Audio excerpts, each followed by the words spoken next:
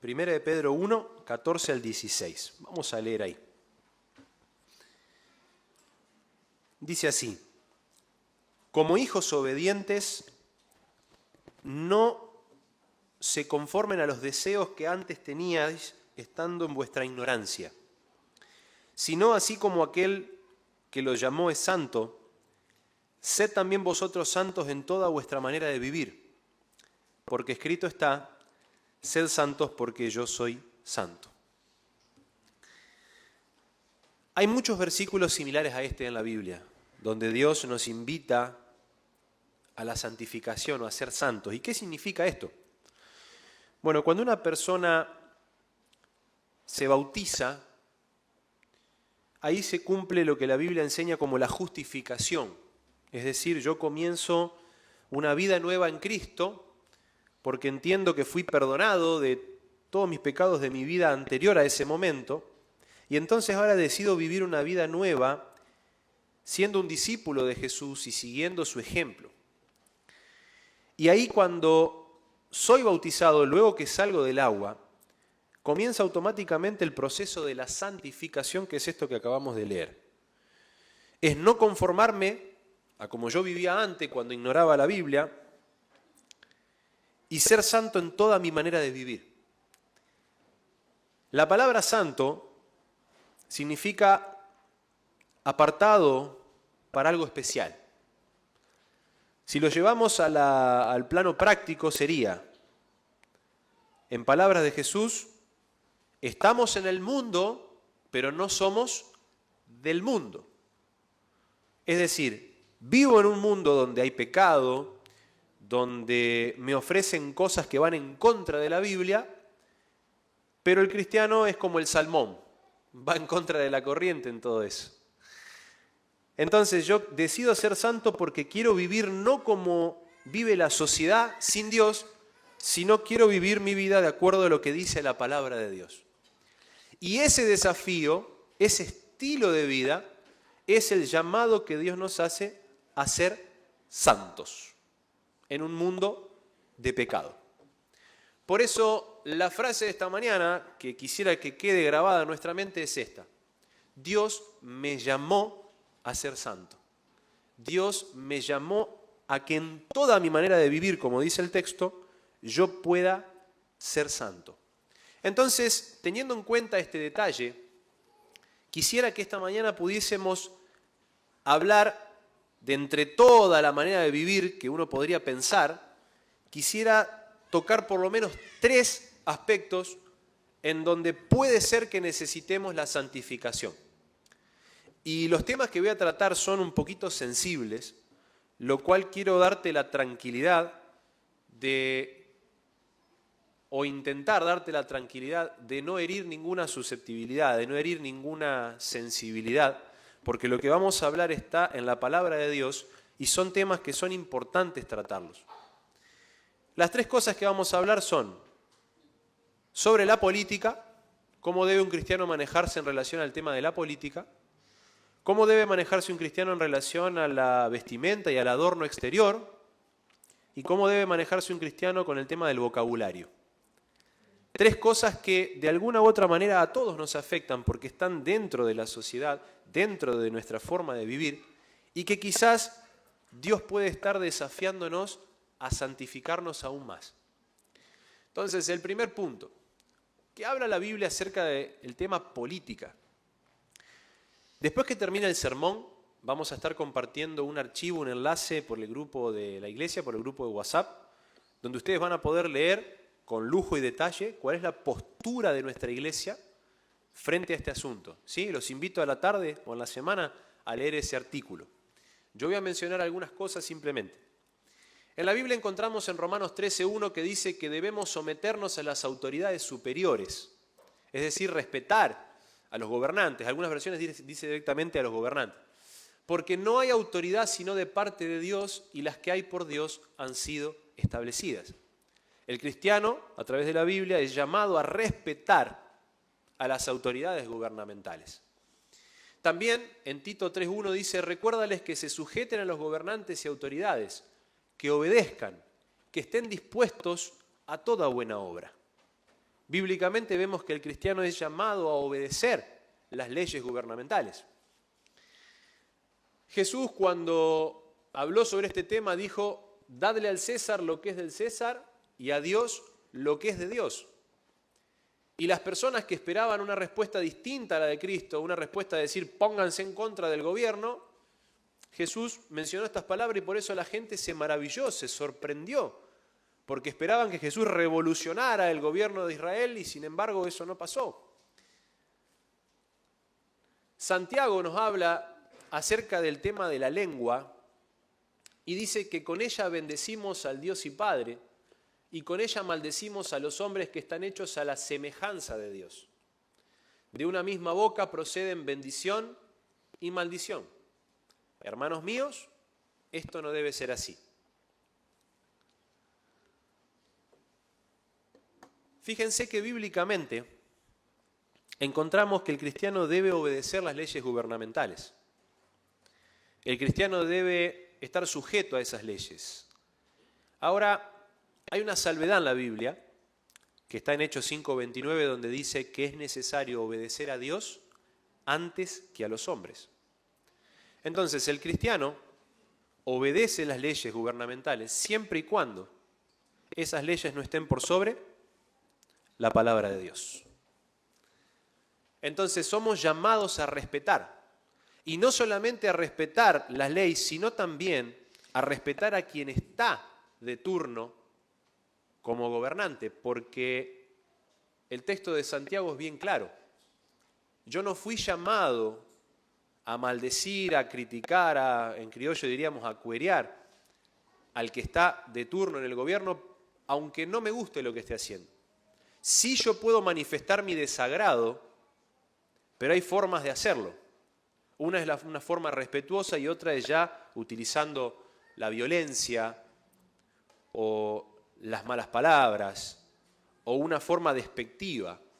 Porque yo tengo que recordar que esa persona que hoy está en un cargo gubernamental también tiene oportunidad de salvación, también necesita de Dios, también merece la oportunidad de conocer el Evangelio. Y yo no fui llamado a criticar a las personas, yo fui llamado por Dios a amar a las personas, a predicarles el Evangelio, a mostrarles el testimonio de Cristo. Y a veces es triste cuando a través de las redes sociales uno ve hermanos nuestros que hablan barbaridades contra los gobiernos de turno. Dios no nos llamó a eso. Me acuerdo una oportunidad en uno de los distritos que me tocó pastorear. Hasta ese momento yo tenía Facebook, después la única red social que tengo es WhatsApp. Y sin querer, cuando entro al Facebook me aparece éramos amigos ahí en la red social y me aparece una publicación de este hermano y era una cosa tremenda. Era una palabrota tras la otra, contra el gobierno de turno en ese momento. Y yo leía eso y decía, no puede ser. No coincide lo que el hermano hablaba en la iglesia con lo que era ahí en las redes sociales. Así que por curioso entré a su perfil y era una cosa de una tras otra, solo de política. No había ni un versículo de la Biblia, nada. Era todo palo contra el gobierno de turno.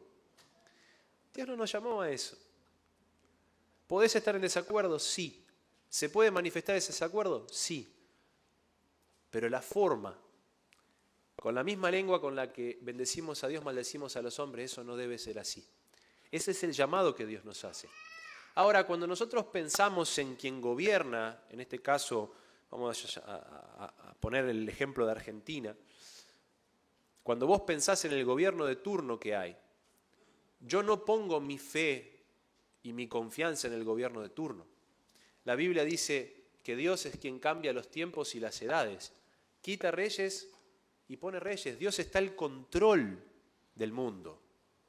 Aunque haya gente que diga, no, Dios está al control. Siempre respetando la libertad de elección del ser humano. Da sabiduría a los sabios y conocimiento a los entendidos. Mi Dios pues suplirá todo lo que os falta conforme a sus riquezas en gloria en Cristo Jesús. Mi esperanza no está puesta en el gobierno. Maldito el hombre que confía en el hombre, dice Jeremías 17. Sí, yo por supuesto Quizás con un gobierno pueda estar un poco mejor y con el otro no tanto, pero mi esperanza no está puesta en las personas. Lo que yo necesito viene de Dios y yo debo mi fidelidad y mi fe a Él. Ahora, ¿cómo nosotros encaramos este asunto? Jeremías dice, procurad la paz de la ciudad a la cual os hice transportar y rogad por ella a Jehová, porque en su paz tendréis vosotros paz. El cristiano es llamado a la pacificación. Aunque yo quiera protestar o mostrar que estoy en desacuerdo con lo que el gobierno de turno pueda estar haciendo, este o cualquiera, yo lo puedo hacer siempre que lo haga de una forma pacífica, no con violencia, una forma pacífica. Timoteo dice, exhorto ante todo a que se hagan rogativas, oraciones, peticiones y acciones de gracia por todos los hombres, y aclara, por los reyes y por todos los que están en eminencia, para que vivamos quieta y reposadamente en toda piedad y honestidad. Somos llamados a orar también por los gobernantes, porque son personas que también se pueden equivocar. Entonces, bíblicamente entendemos que el cristiano debe respetar al gobierno que esté de turno, obedecer las leyes que hay que existen, las leyes gubernamentales. Entendemos que no fuimos llamados a criticar o maldecir a las personas que estén en esa posición, fuimos llamados a orar por ellos y fuimos llamados a velar por la paz. Aunque yo necesite estar en desacuerdo o protestar, yo lo puedo hacer siempre que lo haga de una forma pacífica.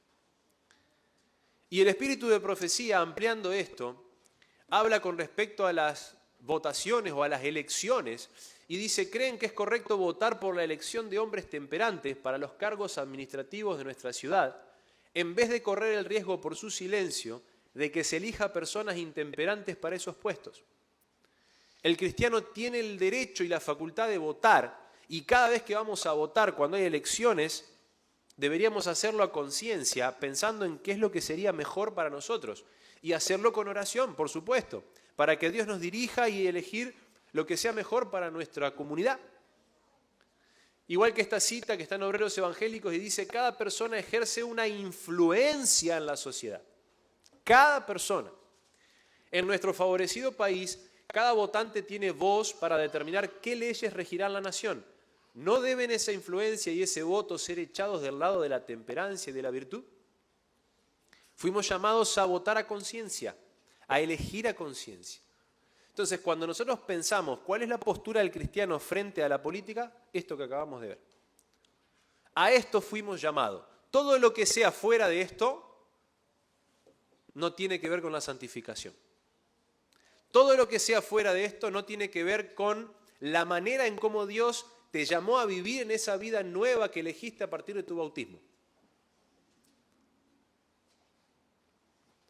Segundo punto. Yo le puse joyas y vestimenta, decimos adorno exterior, ¿no? Este es un tema que me preocupa bastante. No de ahora, de hace tiempo. Y yo sé que todos podemos tener luchas y desafíos, y tal vez para algunos puede ser este asunto. Y con mucho cariño vamos a tratar de presentar lo que voy a mencionar a continuación. Dios dice que, acá le habla puntualmente a las mujeres, pero esto es un principio que se aplica también al varón, ¿sí?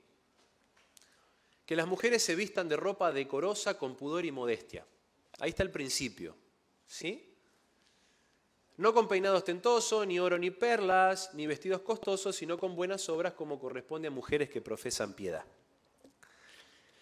¿Qué sería el decoro? Ropa decorosa, ropa bonita, presentable, linda, con pudor, que no muestre de más, y modestia, sencillo. Dios no es un Dios de ostentaciones. Jesús nos dio el ejemplo cuando vino a esta tierra. Dios es un Dios sencillo, pero que le gustan las cosas bonitas, presentables. Entonces, el principio para utilizar la vestimenta, hombre, mujer, es este: decoro, pudor, modestia. Ahora, resalta ahí un aspecto que tiene que ver con ni oro ni perlas. Claro, en ese tiempo por ahí era común usar oro. Hoy, usar oro, no cualquiera usa oro, aparte te lo roban, un montón de cosas, ¿no? Ni oro ni perlas. El equilibrio, fíjense, ni vestidos costosos. No hay problema con usar ropa de calidad. De hecho, hay escritos del espíritu de profecía que explican que el cristiano debería buscar ropa de calidad para que le dure, para que esté presentable. Pero ya cuando es ostentación es un gasto innecesario, entonces también habla de equilibrio. Ahora, ¿cómo es esto de ni oro ni perlas? Porque ahí entraría la billutería, ¿no? Aritos, anillos, pulseras, cadenitas, todo lo que vos quieras que entre en la billutería. Pedro dice que el adorno de nosotros no consista en cosas externas, como peinados exagerados, joyas de oro, vestidos lujosos, sino en lo íntimo del corazón, en la belleza incorruptible de un espíritu suave y tranquilo. Esta belleza vale mucho delante de Dios. ¿A Dios le importa lo externo? Sí, claro, le gusta que estemos presentables. Pero no sirve de nada que yo por fuera esté súper bonito, pero mi corazón esté lejos de Él. A Dios le interesa primero el corazón y por consecuencia después viene lo de afuera. Jesús dijo, de la abundancia del corazón habla la boca, de lo que hay adentro es lo que se muestra afuera. Entonces vamos viendo por la palabra de Dios que lo que tiene que ver con la vestimenta, con las joyas, Dios es claro. Ahora, hay un texto que a mí siempre me impactó que fue este, Génesis 35. El contexto es Jacob, después de estar muchos años alejado de Dios, desde que engañó a su papá y el hermano Esaú lo quería matar, pasan muchos años y él siente la necesidad de volver a Dios, pero no solo, sino con su familia. Y entonces le dice a la familia, prepárense que nos vamos a ir a Betel. Iban a ir a un lugar donde Jacob había tenido un encuentro con Dios de forma especial y para él era un lugar como donde se encontraba con la presencia de Dios. Y ahí iba a levantar un altar, iba a hacer un sacrificio. Para él era como ir a la iglesia en ese momento, a ese lugar. Era el lugar donde se encontraba con Dios. Así que en ese contexto de un reencuentro con Dios, de renovar su vida espiritual, de llevar a su familia ahí, dice a los que con él estaban, quitad los dioses ajenos que hay entre vosotros, limpiaos y cámbiense los vestidos. O sea, báñense y vístanse, cámbiense la ropa. Pero él utiliza esta frase, quiten los dioses ajenos que hay entre vosotros. Entonces, cuando uno piensa en dioses ajenos, automáticamente se le viene a la cabeza, dice, bueno, entonces esta gente tenía estatuitas, ¿no es cierto? Podemos pensar hoy una virgencita, un rosarito, un esto, ¿no? Santos. Bueno, fíjense lo que pasa, esto es muy interesante. Dice que le dieron a Jacob todos los dioses ajenos que había en poder de ellos, y aclara, y los aretes que estaban en sus orejas. Y esto es lo que a mí me llamó la atención. Dice, y Jacob los escondió debajo de una encina es un arbusto, que estaba junto a Siquem. O sea, no los vende, no los regala, los entierra. Dato interesante, como mostrando que era sin importancia. Entonces la pregunta es, ¿por qué cuando él dice, quítense los dioses ajenos para ir al encuentro con Dios, por qué la gente se saca los aros de las orejas? Bueno, Oseas 2, ahí me puse mal, no es 2.30, es 2.13, disculpen. Dice, hablando del pueblo de Israel, Dios lo llama, en la Biblia muchas veces Dios llama a su pueblo como su esposa, ¿sí? Entonces en esta oportunidad, en el contexto de estar llamando al pueblo de Israel, le llama a su esposa y él como su marido. Entonces dice, voy a castigarla por el tiempo que pasó ofreciendo incienso a los ídolos. O sea, el pueblo de Israel se había alejado de Dios y se había ido tras otros ídolos. Dice, cuando se adornaban con anillos y collares para seguir a sus amantes olvidándose de mí. Yo, el Señor, lo afirmo. En esa época, cambio de micrófono. En esa época,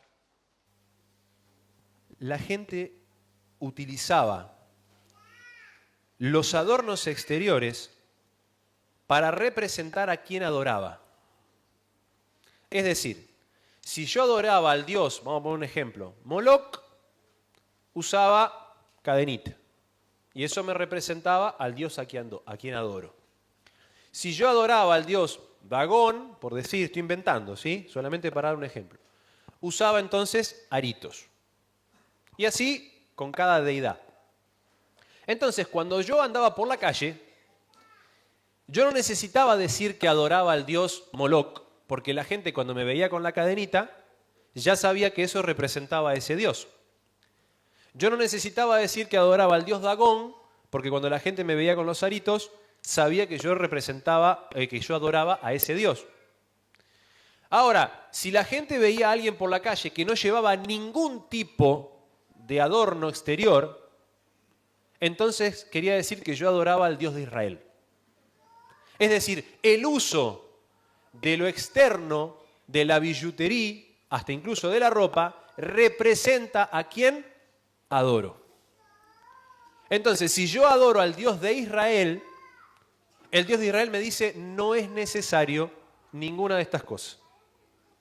No es necesario ni arito, ni pulsera, ni cadenita, ni anillo, ni esto, ni de la ropa tiene que ser con pudor, modestia, ta. Eso es lo que representa a ese Dios. Hoy pasa exactamente lo mismo. Y lo llevo al plano de la vestimenta. Si nosotros vamos a Capital Federal y vemos en pleno 11 o por de Andes en Capital a alguien todo vestido de negro con una gorrita acá en la cabeza y con rulito a los costados. Lo miramos y decimos, ¿qué es esta persona? Es judío. ¿Pero él te dijo que es judío? No. Su apariencia te lo está demostrando. Y así podemos dar un montón de ejemplos. Entonces, lo que yo llevo por fuera representa a quien adoro.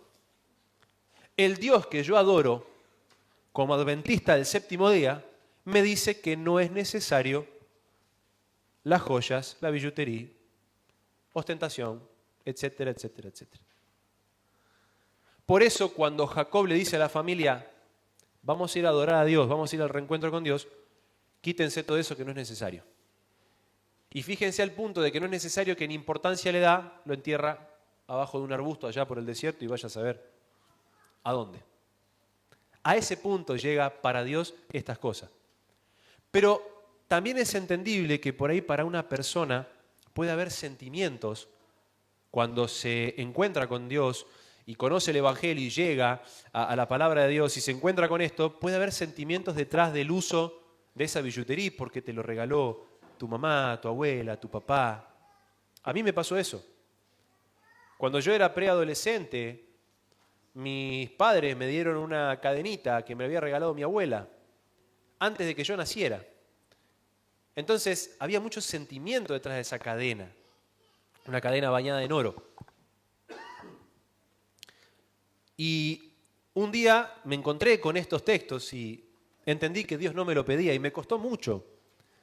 Al punto que me lo sacaba para ir a la iglesia y me lo ponía cuando volvía a mi casa. Porque me gustaba usarlo, porque había sentimiento.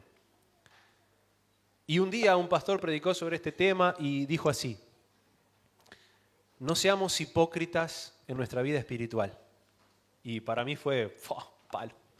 Así que iba en mi bici, en la semana esa iba en la bicicleta yendo para un lugar y iba pensando en eso. Y justo veo un terreno baldío. Y miré el terreno así, ¡tac! Y la tiré. Porque yo sabía que de otra forma no me la iba a sacar. Y uno puede decir, ¿pero a vos te gusta usar eso? Sí, tal vez te gusta usarlo. ¿Pero Dios te lo pide? No, te dice que no es necesario. Entonces, bueno, Señor, entiendo que no es necesario, ayúdame. Porque yo quiero representarte, quiero dar el testimonio que vos me pedís. Y tal vez hoy esta puede ser tu realidad como papá, ojo, porque tenés chicos adolescentes y, papi, en la escuela usan todos, ¿por qué yo no puedo usar? Y en casa puede haber debate sobre esto y vos no querés ser duro porque decís, si le digo que no, después capaz que no quiere ir a la iglesia. Pero tampoco, o sea, sos permisivo, pero sabés que está mal y no sabés qué hacer. Y yo entiendo esa parte. Porque yo no sé qué va a pasar cuando Sofi tenga 12, 13 años y me diga, venga un día y me diga, papi, ¿puedo usar arito? Por poder podés hacer lo que quieras. Pero ¿qué dice Dios? Entonces ahí como papá también es importante tener una charla porque nuestros chicos también dan un testimonio con eso. Porque esto no parte de la idea del pastor Fabio o de la iglesia adventista, esto parte de la Biblia. Es parte del testimonio que el cristiano adventista del séptimo día debe dar. El espíritu de profecía dice, el amor a la indumentaria y los placeres está destruyendo la felicidad de muchos, ¿no? Esto de que la felicidad está en comprar, en tener, estar con lo de último modelo. El vestir sencillamente y abstenerse de ostentar joyas y adornos de toda clase está de acuerdo con nuestra fe. Y ahora ustedes me van a decir, ¿y pastor, y el anillo de compromiso? ¿Y el anillo de casado qué pasa? Bueno, les voy a contar algo. Hace algunos años yo no conocía esta cita. Con Ayelén nos casamos, usábamos anillo. Ahora verán que no tengo. A mí en realidad nunca me gustó usar anillo. Y esta fue la excusa, me vino a...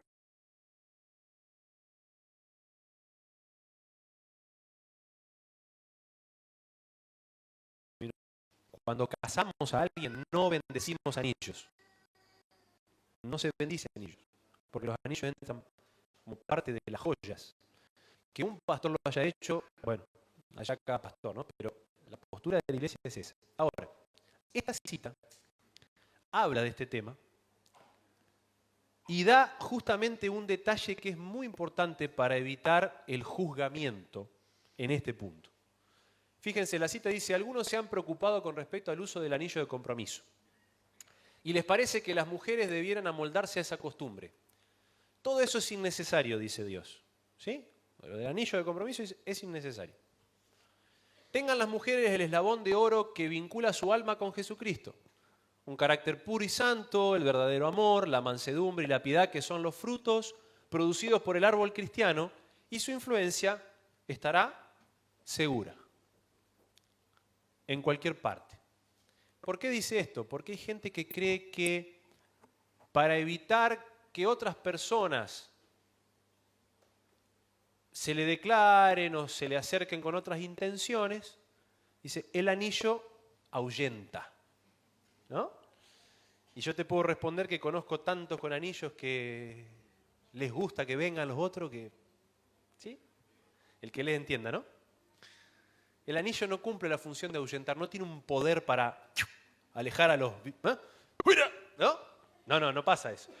Al que es respetuoso, ponele, capaz que sí. Pero tanto para quien lo usa como para quien lo ve. No por el anillo estoy casado. Yo estoy casado de acá con la persona que tengo al lado. Estoy casado de acá con la persona que tengo al lado. ¿Está bien? El anillo no es símbolo de que, ahora estoy salvado, ¿no? No. Entonces la cita sigue y dice... El hecho de que provoca observaciones, el no cumplir con la costumbre, no es suficiente motivo para adoptarla. No necesitamos llevar el símbolo porque no somos infieles a nuestros votos matrimoniales. Y el hecho de llevar un anillo no probaría nuestra fidelidad al respecto. No debería gastarse un centavo en un anillo de oro para testificar que somos casados. Un día vino una parejita, pastor, nos vamos a casar, estamos re contentos, no sabés, pero vos sabés que estamos ahorrando para comprar el anillo, pastor. Todos los ahorros estamos poniendo ahí. Así que si compramos los anillos no nos vamos a poder ir de luna de miel, me dijeron los chicos. ¿Qué opina usted? ¿Qué hice yo? ¡Pah! Saqué esta cita. Tengo la solución para que te vaya de luna de miel, le digo. Los chicos más que agradecidos de no comprar anillos se fueron de viaje. Dice, en los países donde la costumbre impera, Argentina es uno de ellos, no nos sentimos obligados a condenar a aquellos que usan su anillo de compromiso. Porque ahora a la salida, muchos van a empezar a mirar las manos de los otros. Entonces, para quien tenga esa tentación, acá está la respuesta, ¿no? No nos sentimos condenados. Y yo, en alguna iglesia he visto que salen así, como, ¿no? Mirá, ¿no? Tranquilo, nadie te va a condenar, ¿no? Llévenlo si pueden hacerlo a conciencia. Porque yo sé que esto quizás para muchos es nuevo, ahora tu conciencia va a estar ahí, ¿no? Dice, pero ninguno debe sentir que llevar un anillo va a aumentar su influencia en una jota o en una tilde. ¿Está bien? Es clarísimo, ¿no es cierto? ¿Y cómo termina la cita? Si son cristianos, ellos se manifestarán en su carácter semejante al de Cristo. En sus palabras, en sus obras, en el hogar, en su trato con los demás. Se revelará por su paciencia, longanimidad, bondad. Manifestarán el espíritu del Maestro. Poseerán su belleza de carácter, su hermosa disposición y su corazón lleno de simpatía. Pastor, entonces, ¿puedo usar anillo de casado? Vos podés hacer lo que quieras. ¿Debo hacerlo? Hacelo a conciencia si Dios te reveló esto. Hay gente que después de esto me ha dicho, pastor, vos sabés que me lo saqué porque sentí que no era necesario. Bueno, amén por eso. Si es lo que sentiste, si tu conciencia te acusó a eso, hacelo. ¿Lo querés llevar? Ningún problema, nadie debe condenarte, no debemos condenar al que lo lleva, ¿sí? Hay una salvedad, es la única salvedad que hay con respecto al tema de joyas, esto. Pero tenés que saber que la iglesia adventista no bendice anillos ni va a impulsarte a usarlo ni a comprarlo. No es una obligación. Clarísima la cita, es innecesario. ¿Está bien? Esta es la pequeña salvedad. Ahora, quiero cerrar con el tema del vocabulario. Y yo sé que esto nos cuesta a todos. Más si te criaste en un entorno donde en tu casa se hablaban malas palabras todo el día. Yo tengo un amigo que me dijo, en mi casa nunca se decían malas palabras. ¡Qué bendición! Porque es raro encontrar un hogar así. Pero ¿qué dice la Biblia con respecto al vocabulario? Entre ustedes ni siquiera debe mencionarse la inmoralidad sexual ni ninguna clase de impureza o de avaricia, porque eso no es propio del pueblo santo de Dios. Tampoco debe haber palabras indecentes, conversaciones necias ni chistes groseros, todo lo cual está fuera de lugar. Haya más bien acción de gracias, ¿no? También Dios dice que hay que evitar toda conversación obscena, por el contrario que sus palabras contribuyan a la necesaria edificación y sean de bendición para quienes escuchan. Un amigo decía siempre, si vas a romper el silencio, que sea para mejorarlo. Si vas a romper el silencio, que sea para mejorarlo. Esto se puede aplicar a todo, a la crítica, a las malas palabras, lo que quieras. Edificar. Mi vocabulario debe edificar. Ahora abandonen también todo esto, enojo, ira, malicia, calumnia y lenguaje obsceno. ¿Cuántas veces repite eso en los textos, vieron? Porque es muy común a veces bromear con respecto a esas cosas, al tema sexual, al tema de la obscenidad. Dice que los discípulos de Jesús eran conocidos por la pureza de su lenguaje. Qué bárbaro esto. Eran conocidos por eso. No eran conocidos porque andaban con Jesús, porque eran altos, porque eran bien vestidos, porque tenían ciertos talentos. No, eran conocidos por la pureza del lenguaje. A fin de engañar plenamente a los que le interrogaban y justificar la actitud que había asumido, Pedro negó ahora a su maestro con maldiciones y juramentos.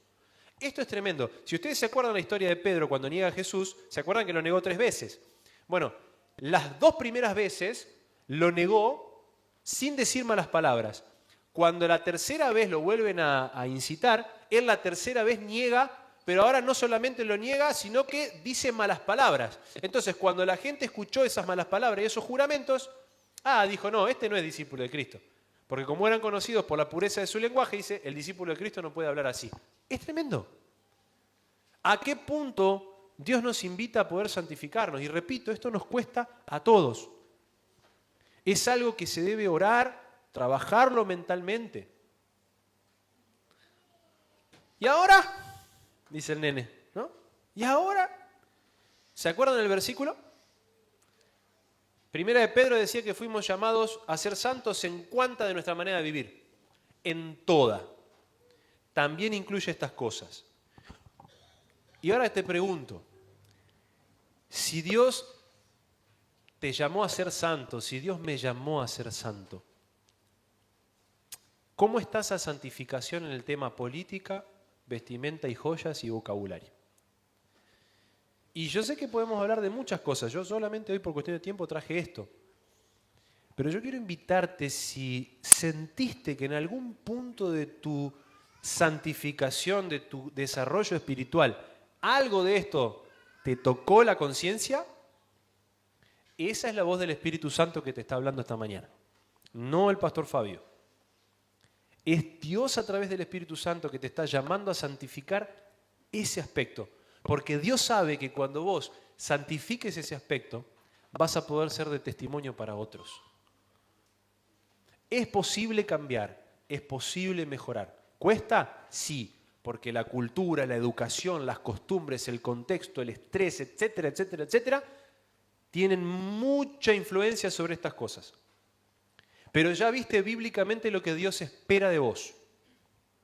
Y cuando uno logre santificar estas cosas, los demás cuando nos miren van a poder decir, acá está el que adora al Dios de Israel, al Dios verdadero. Porque la forma en cómo nos manejamos representa al Dios a quien adoro. Que el Señor en esta mañana te bendiga, te fortalezca y te ayude si sentiste que en algún aspecto hay que santificarse, porque Él nos llamó a ser santos. Amén.